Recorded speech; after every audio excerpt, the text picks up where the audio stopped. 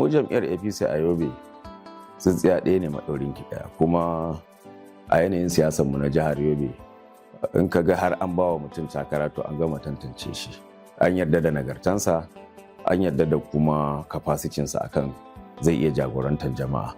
So ba mu da haufi in Allah yarda duk kujerunmu a jihar Yobe in Allah yarda za mu ci zaɓe a ƙarƙashin jam'iyyar APC.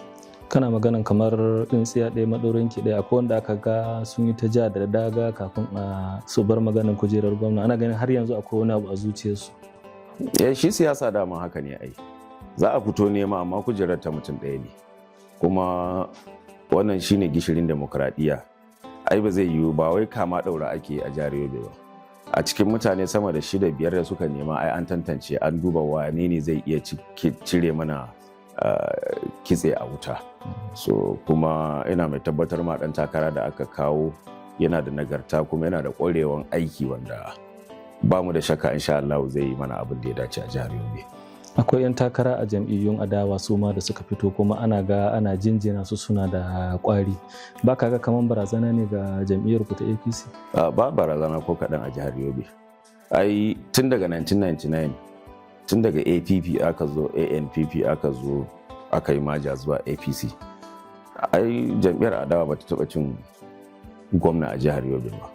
Kuma wannan karon ma ba ma shakka insha Allah mu ne da nasara, domin muna da dan takarar da ya fi su nagarta da dacewa.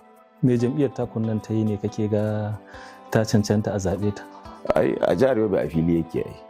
Jam'iyyar mu ta yi duk abin da ya kamata a jihar Yobe. Duk wani ayyuka da ka gani na tabbata kafin ka karaso nan inda kake kaga manya-manyan project wanda tun daga 1999 zuwa yanzu gwamnonin APP ne zuwa APC a jihar Yobe, kuma ka gansu a ƙasa. So wannan yake ƙara mana ƙwarin gwiwa, yake sa mana confidence in talakawa mu suna tare da mu insha Allah. Kana so ka zama dan majalisa, kamar wani abubuwa za ka mai da hankali a kansu idan Allah ya baka nasara na kyautata rayuwar al'ummar mazaɓarka? Babu abin da za ka yi ka taimaka a halin yanzu kamar yadda na gaya maka, ka jawo matasanka jiki, ka nema musu abin yi, musamman mata. Idan kowace ka same ta akan sana'anta ka ƙara mata jari, da kuma matasanmu wanda suke da aikin yi suke da sana'an yi ka ƙara musu jarinsu wanda ba su da shi ka ba su. So wannan zai ƙara kawo zaman lafiya a cikin al'umma da kuma kwanciyar hankali mai ɗaurewa. Mutane da yawa suna cewa gwamnan jihar Yobe ya ba wa dama ga matasa. A wannan lokaci me ya kamata matasa su yi su biya shi? Lokaci ne da ya yi, mu in ba don ma tsari irin ta siyasa dole sai an dama da wasu ba, mu da za mu ce za mu hutar da manyan mu wannan karo. A matsayinmu na matasa mu kaɗai ma mun kai makawa mai girma gwamna, domin ya mana abin da a faɗin Najeriya ba taɓa gwamna irinsa ba. Babu gwamnan da ya jawo matasa a jiki, ya nuna musu, ya kawo su, ya saka su a madafun iko kaman Honorable Mai Mala Buni. Wannan ba ni da haufi, kab Najeriya ba. Me kuke so ku yi ku saka masa? So muke ya je gida ya kwanta.